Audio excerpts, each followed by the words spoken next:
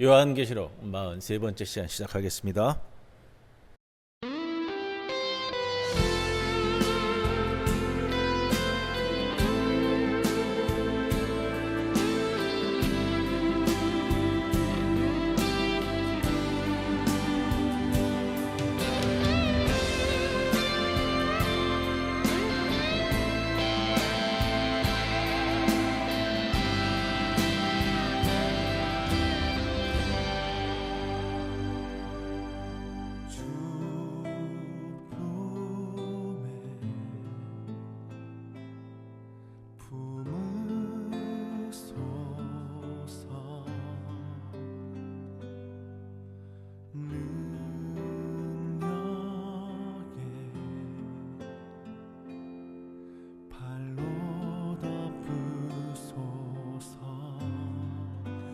거친 파도 날 향해 와도 주와 함께 날아오르리.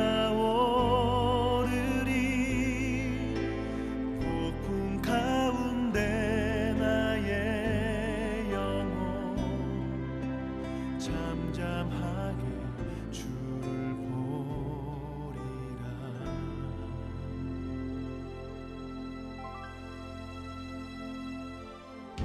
주님 안에 나 거하리.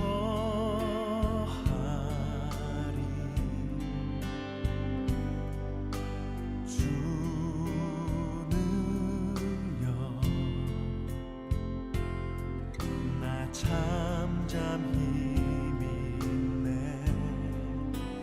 거친 파도 날 향해 와도 주와 함께 날아오르리. 폭풍 가운데 나의 영혼 잠잠하게 주를 보리라.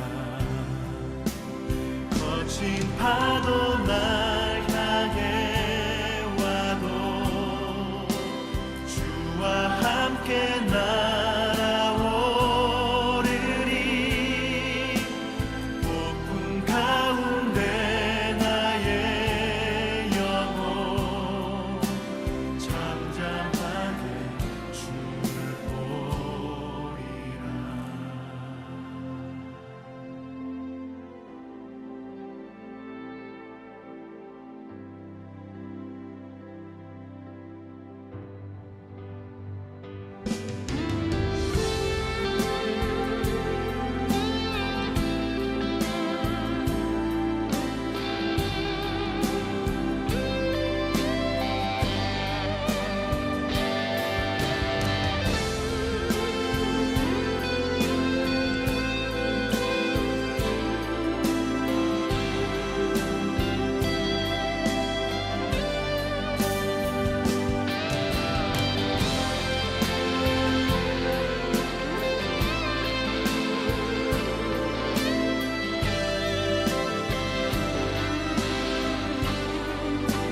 거친 파도 날 향해 와도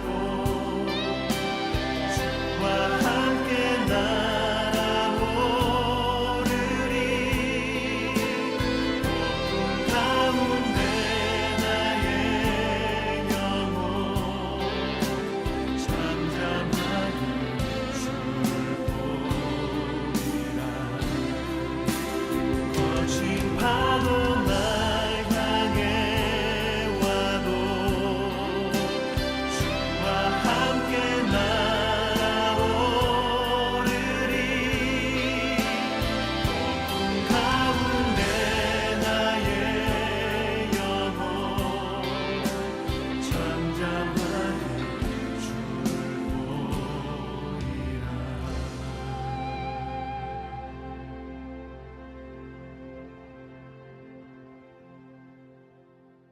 주 품에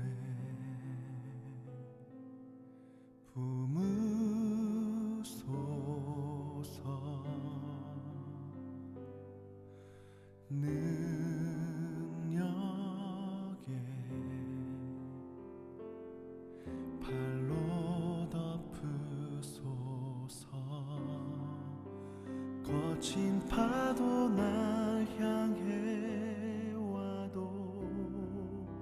주와 함께 날아오르리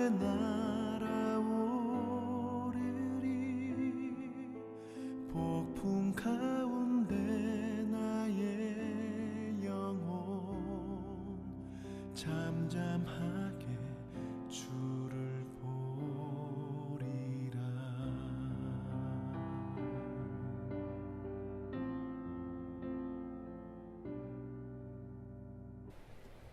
기도드립니다. 주님, 연약한 이 죄인을 긍휼히 여겨주시옵소서. 마음에 품고 있는 미움과 분노를 주님의 따뜻한 사랑으로 녹여주셔서 이해와 사랑으로 바뀌게 해 주옵소서. 인생의 수많은 고비와 시련에서도 감사로 감당할 수 있는 믿음을 주옵소서. 심령의 가난함을 품고 앞에 엎드리오니 옛사람의 죄악된 습관을 벗겨주시고 성령의 새 사람으로 입혀지게 하옵소서. 탐욕과 경쟁의 늪에서 건져주시고 고단한 인생길에 거룩한 동행 되어 주시옵소서. 굳건한 믿음으로 오늘의 시험을 잘 통과하게 하시고 주의 은혜 속에 오늘 이 하루를 또 채워가게 하옵소서.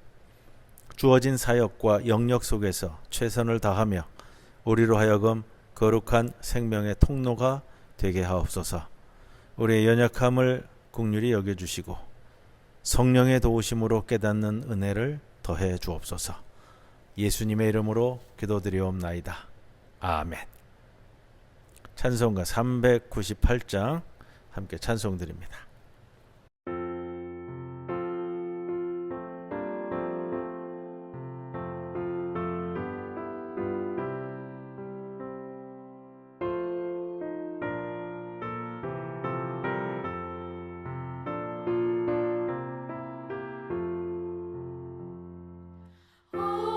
어둠의 권세에서 인생을 건지신 주 길고 헤매이던 우리의 빛이시라. 영원한 그 나라의 참모습 보이시고 그 얼굴 밝은 광채 우리 길 비추인다. 허무와 고독에서 인생을 건지신 주 외로운 길 홀로 가는 우리의 친구시라. 진리의 험한 고개 싸우며 넘어가는 성도의 발걸음에 구세님 주시도다.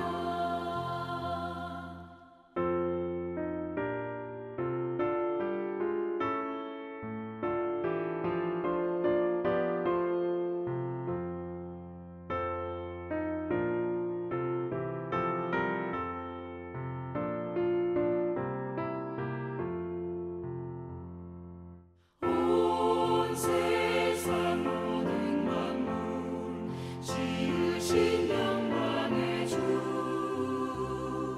참 생명 주시려고 세상에 오셨도다.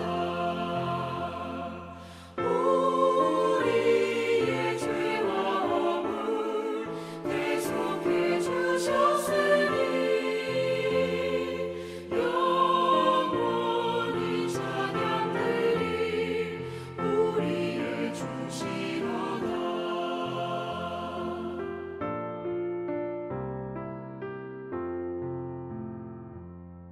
오늘은 요한계시록 22장 1절에서 11절까지의 말씀입니다. 봉독하고 우리 말씀 나누도록 합니다. 또 그가 수정같이 맑은 생명수의 강을 내게 보이니 하나님과 및 어린 양의 보좌로부터 나와서 길 가운데로 흐르더라. 강 좌우에 생명나무가 있어 12가지 열매를 맺되 달마다 그 열매를 맺고 그 나무 잎사귀들은 만국을 치료하기 위하여 있더라.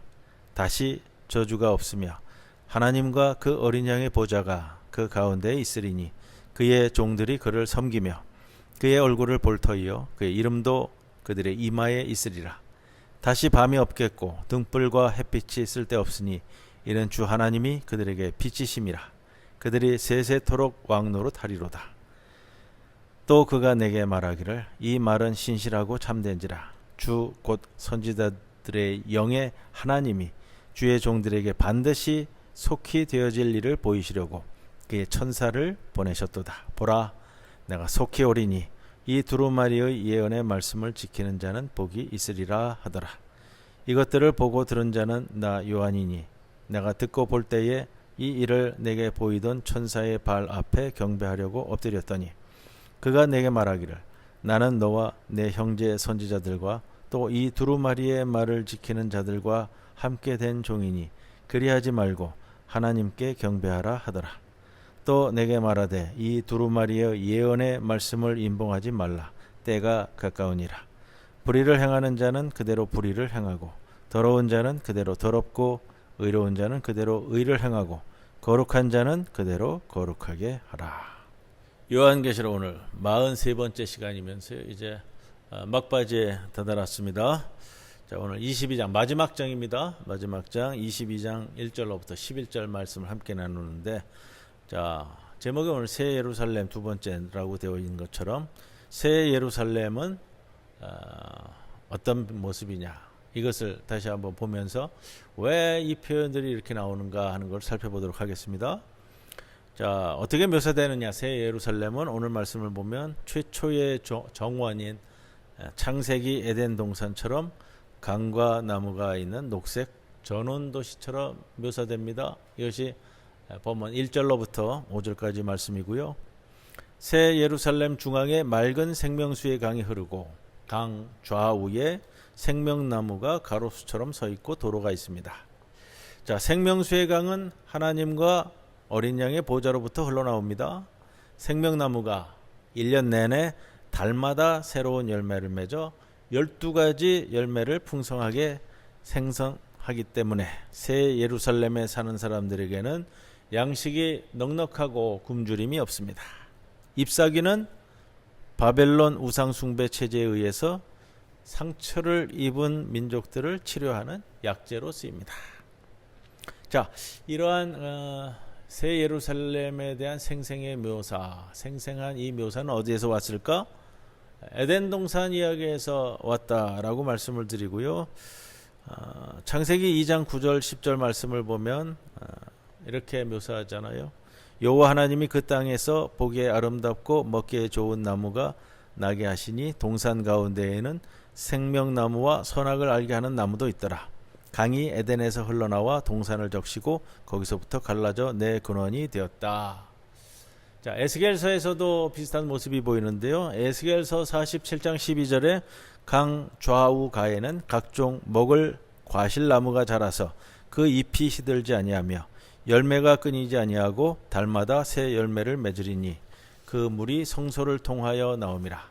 그 열매는 먹을 만하고 그 잎사귀는 약재료가 되리라.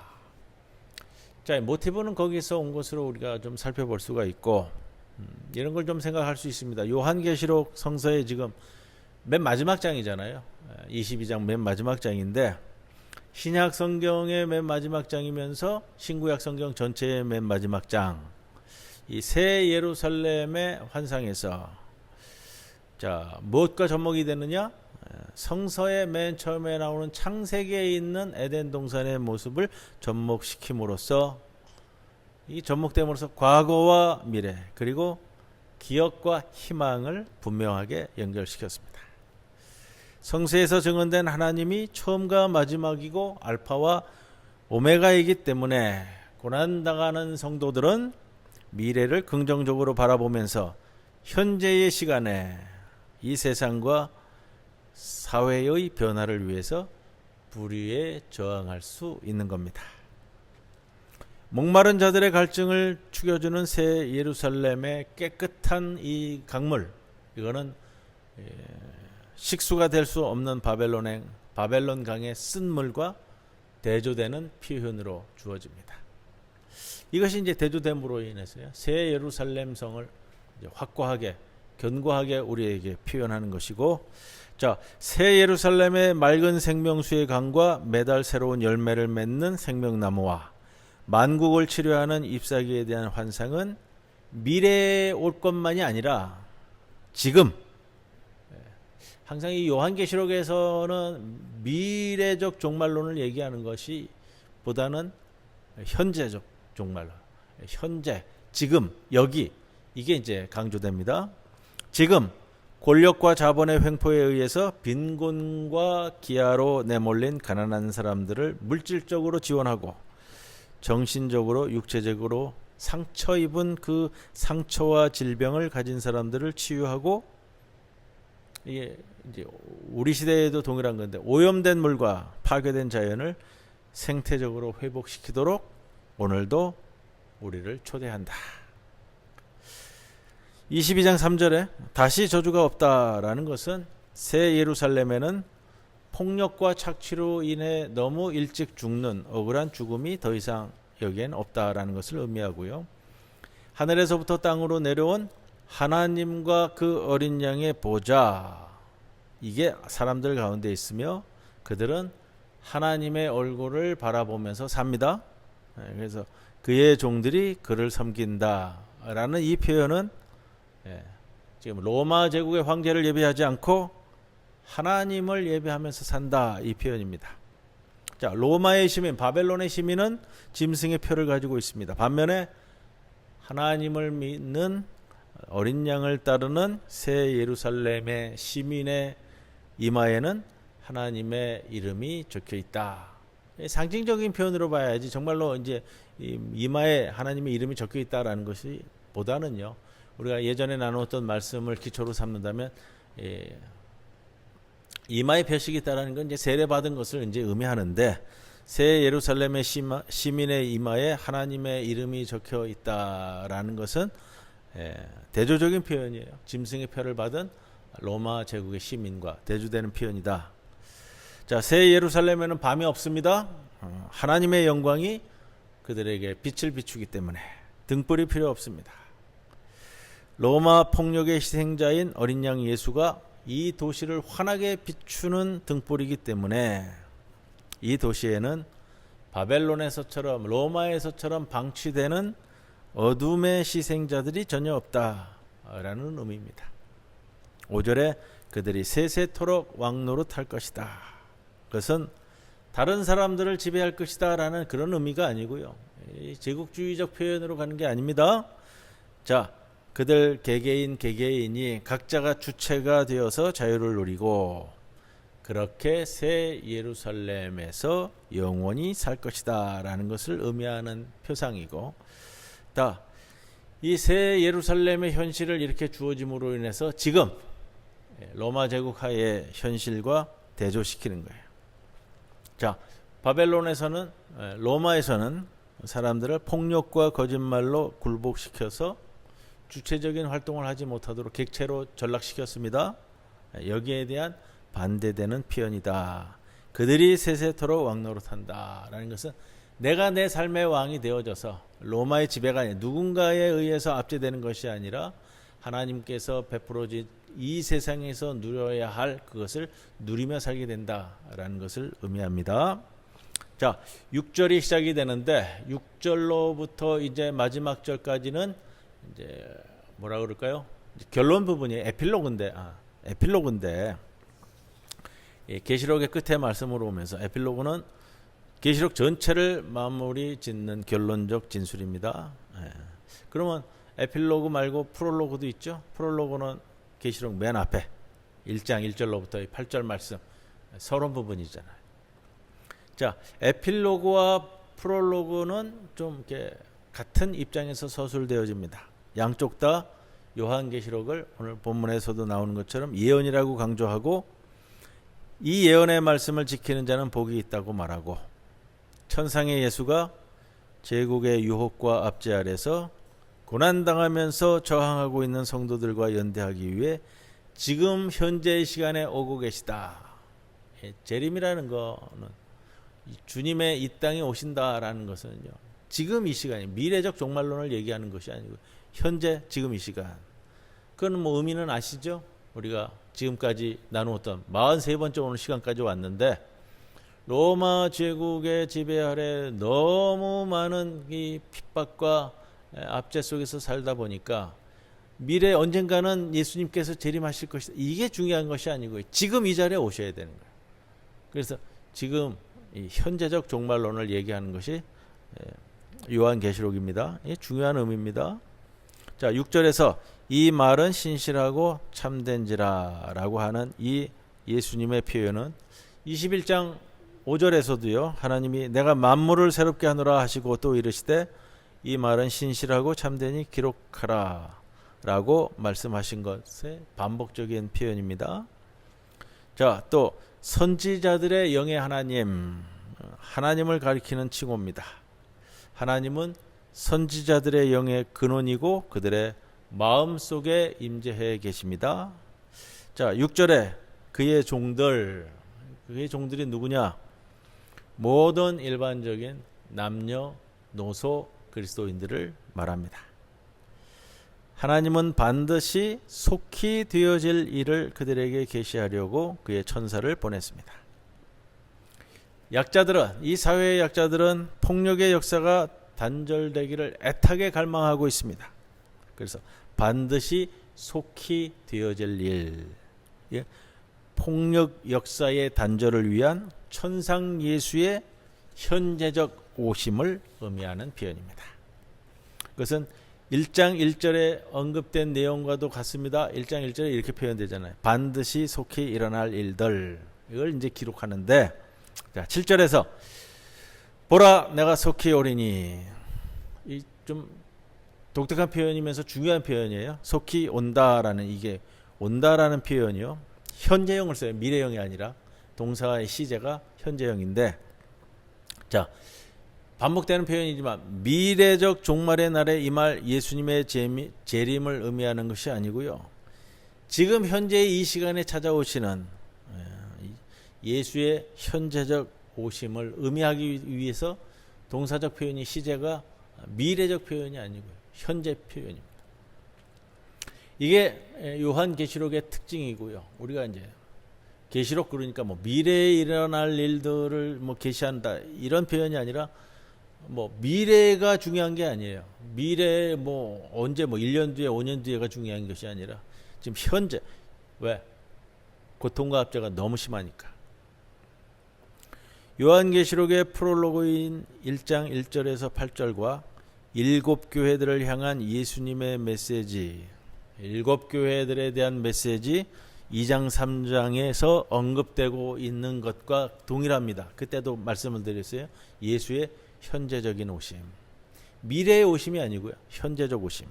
다시 말씀드리면 그것은 부활한 천상의 예수가 로마 제국의 압제 아래서 고난당하면서도 황제 숭배와 제국주의에 저항하는 성도들을 위로하고 그들과 연대하여 함께 싸우기 위해서 종말의 날 이전에 지금 우리에게 오는 것을 의미하는 겁니다. 장차 일어날 종말의 날에 이루어지는 것이 아니라 바로 지금. 자, 7절 말씀 보면 이 두루마리의 예언의 말씀을 지키는 자는 복이 있으리라. 이 표현도 이제 1장 3절에 나오는 표현과 이제 맥을 같이 하고요. 자, 지금 현재의 시간에 의미를 갖습니다. 지금이 바로 이 두루마리 책의 말씀을 지킬 때다라는 것을 현재적인 표현으로 얘기하는 거고요. 자, 천상의 예수가 현재의 시간에 곧 오고 있기 때문에 예언의 말씀을 지키는 자들은 지금 현재의 복을 받는다 이렇게 되는 겁니다. 그런데 그리스도인들의 투쟁은 교회의 외부인 로마 제국의 우상 숭배를 향하는 것만이 아닙니다. 오늘 사도 요한은 요한계시록 말씀을 통해서 그리스도인 공동체 내부의 우상 숭배의 위험에 대해서도 얼핏 표현하는데 이게 8절 9절 말씀입니다. 자, 보시면 요한계시록 저자가 자신의 이름을 이미 1장 2절에서 이게 요한계시록의 프롤로그에서 이미 자신의 이름을 요한이라고 밝혔습니다. 에필로그에서도 8절에 자신의 이름을 요한이라고 밝힙니다. 또 그리고 천사를 통해서 중요한 환상들을 경험한 요한이 너무나 감격해서 이 천사에게 예배하려고 했습니다. 그 장면인데요. 그러나 천사는 요한으로부터 예배받기를 거절하고 그 천사는 자기 자신의 위치와 신분을 요한과 그의 동료 예언자들과 일반적인 성도들과 동일한 종이라고 자신을 규정하면서 요한에게 이렇게 말합니다. 그러지 말고 하나님께 경배하라. 여기서 이 두루마리의 말을 지키는 자는 이 두루마리 책의 예언을 지키는 일반적인 그리스도인들을 가리킵니다. 천사가 내가 이러한 숭배, 예배를 받을 수 없다고 거절하고 있는 근본적인 이유는 자기 자신이 천사가 내가 계시를 수여하는 자가 아니라 나는 계시를 전달하는 매개체일 뿐이다 라는 것이고요. 하나님은 계시의 수여자이기 때문에 예배받기에 합당한 분이다 라는 겁니다. 이것이 우상 숭배라는 것이 교회 외부에만 있는 것이 아니라 교회 내부에서 요한 사도 자신과 또 예언자들을 포함한 이 공동체 안에서도 발생할 수 있다라는 것을 짚어주고 있습니다. 자, 로마 제국의 악마적 세력에 맞서서 효과적으로 투쟁하기 위해서는 교회 안에 물론 이렇게 우상 숭배의 모습이 있어서는 절대 안 되죠. 그것을 교회 내에서 짚는데 너무 이제 내부 결속을 하다 보니까 뭐 오늘날로 치면 교회가 추구하는 건물이나 신념이나 이데올로기나 인물이나 이런 것들이 우상 숭배의 대상이 될 수도 있다라는 겁니다. 그러니까 요한에게 이 두루마리의 말씀을 전한 계시의 매개체인 천사가 있는데 그 말씀을 전해주다 보니까 교회 내에서도 이제 하나님이 아니라 천사를 숭배할 수도 있잖아요. 그것을 이제 짚으면서 오늘 이 시간 우리들에게 하시는 말씀은 교회 내부에서도 그렇게 되어져서는 안 된다. 너무 이제 추종을 하다 보니까 교회가 추구하는 어떤 우상 숭배적인 요소들, 뭐 그게 건물일 수도 있고요, 또 인물일 수도 있고요, 또는 어떤 신념이나 또 뭐 이데올로기가 될 수도 있습니다. 교회 내에서는 그렇게 되어지면 안 된다. 오직 하나님과 예수 그리스도에게만 충성하고 예배해야 한다라는 것을 이 에필로그에서 다시 한번 짚는 거고요. 자, 오늘의 마지막 구절은 10절, 11절 말씀인데 10절, 11절에서 말씀하시는 것은 천상의 예수입니다. 그러면서 이 두루마리 예언의 말씀을 임봉하지 말라고 요한에게 이야기합니다. 자, 이유가 있어요. 그거는 때가 가까우니라 이 말씀을 전하고 있잖아요. 때가 가깝기 때문에 이 말씀을 임봉하지 말라. 임봉하지 말라라는 것은 오픈시켜라라는 말이잖아요. 자, 이 때라는 것은 카이로스를 얘기합니다. 우리가 시간을 얘기할 때는 크로노스와 카이로스가 있다고 말씀드렸잖아요. 크로노스는 우리가 생각하는 것처럼 이 물리적인 시간을 얘기할 때 크로노스고, 카이로스라는 것은 때입니다. 하나님의 때, 하나님의 시간, 이거를 얘기할 때는 카이로스라는 의미를 쓰이는데, 때가 가까우니라 할 때의 이 때는 이 크로노스가 아니고요, 물리적인 시간을 얘기하는 것이 아니고요, 하나님의 때입니다. 이게 이제 이단들이 자꾸 헷갈려 하는 게 뭐냐면, 크로노스적 시간으로 가면은 몇 월 며칠 몇 시 이렇게 가는 거예요. 몇 년 몇 월 몇 시. 자, 카이로스로 가면 하나님이 정하신 때, 하나님이 정하신 때. 하나님이 정하신 때는 그리스도께서도 자기도 모른다 그랬어요. 아버지의 때이기 때문에. 근데 이단들이 그렇게 얘기하는 거잖아요. 몇 년 몇 월 몇 시. 그때는 하나님만 아시는 겁니다. 그러나 그 카이로스, 그 때가 가깝다라는 말은 프롤로그인 1장 3절에도 등장하고 또 에필로그인 여기에도 등장하는 거예요. 10절에. 자, 이 예언의 말씀을 읽는 자와 지키는 자는 복이 있나니 때가 가까움이라. 그러나 이것은 미래를 위한 것이 아니라요, 지금을 위한, 현재를 위한, 바로 이 순간을 위한, 그리고 하나님의 때인 카이로스를 위한 것입니다. 만일 이 계시의 말씀이 봉인된다면 그리스도인들은 이 계시의 말씀을 아직도 모를 수밖에 없어요. 자, 예배와 충성을 통해서 예언의 말씀에 응답하지 못한다는 거예요. 그렇기 때문에 요한은 계시를 봉인하지 말고 기록해서 소아시아에 있는 7교회에 보내서 읽히는 거예요. 이 봉인되어지면 안 되는 거고요. 오픈되어지는 겁니다. 자, 11절 천상의 예수께서는 카이로스인 이 현재의 시간에 살고 있는 사람들의 행태를 그대로 11절 말씀을 보시면요. 그대로라는 말이 4번이나 반복되어지는데 자, 타협과 적응을 통해서 불의와 우상 숭배를 아직 그대로 행하거나 혹은 반제국적 증언과 저항을 통해서 정의를 행하고 예언의 말씀을 실천할 기회가 아직 그대로 있는 카이로스. 이 그대로라고 하다 보니까 자꾸 아직 이제 마지막 때가 시작되었기 때문에 고칠 시간이 없어서 어떠한 회개도 기대할 수 없다. 이런 의미로 쓰이는 것이 아니고요. 그대로 있기 때문에 이 현재의 시간에 아직도 행동을 바꿀 수 있는 여지가 있다. 이것을 보여주는 말씀입니다. 11절 말씀은 인간의 운명은 숙명적으로 이렇게 픽스돼서 정해져서 예정된 것이 아니고요. 카이로스, 시간이 짧은 시간이지만 그러나 아직도 회개의 기회가 있고 예언의 말씀을 듣고 지키고 실천할 수 있는 기회가 있는 지속적인 현재의 시간이에요. 그 의미에서의 그대로. 오늘 여기까지 말씀을 함께 나눕니다. 우리 다음 시간이 마지막 시간이 될지 한 번 더 갈지는 모르겠습니다만 이제 마무리되고 있는 요한계시록의 말씀 이제 마지막에 이제 정리 과정에 들어간다. 6절 말씀부터는 이제 결론이자 에필로그다라는 말씀을 드립니다. 다음 주 수요일 말씀 계속해서 진행하도록 하겠습니다. 찬송 399장 말씀 함께합니다.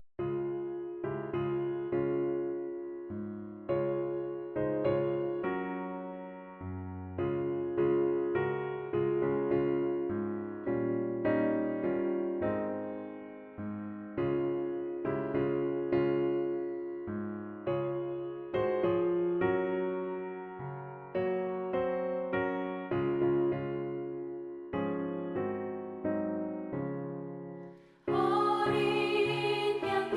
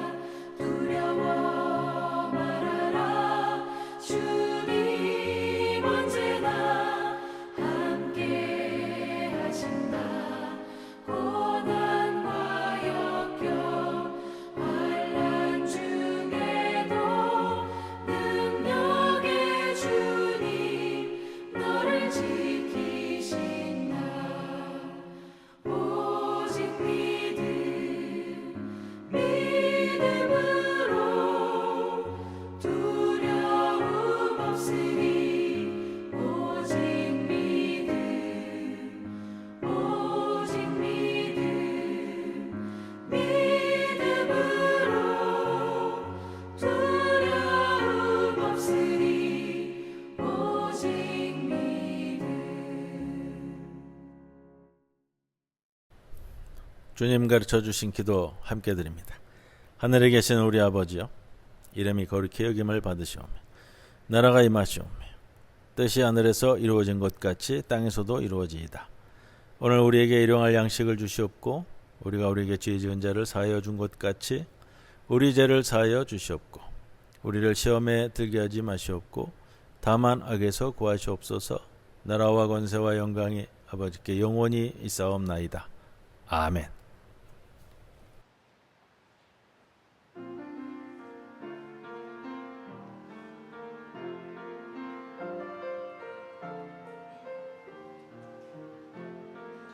은혜와 자비의 강물 생명을 주시도다. 우리 가운데 거하는 주의 말씀 독생자의 영광이라. 언제나 동일하신 놀라운 주 찬양하며 그 앞에 나아가리라. 사랑과 자비의 주님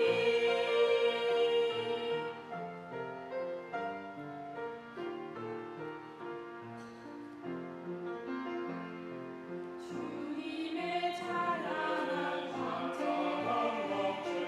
어둠을 몰아내네.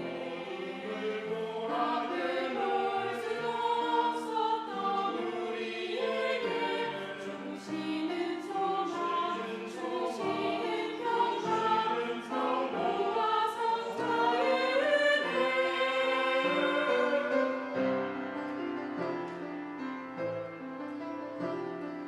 평화의 강물이 흘러 우리를 영롱케 해.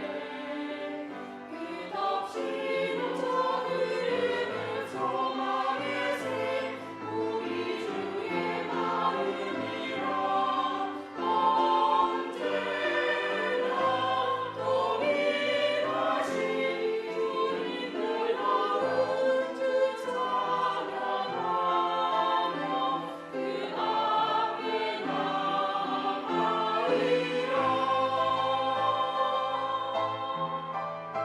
깊은 주의 사랑 주님의 은혜 은혜와 사랑의 주.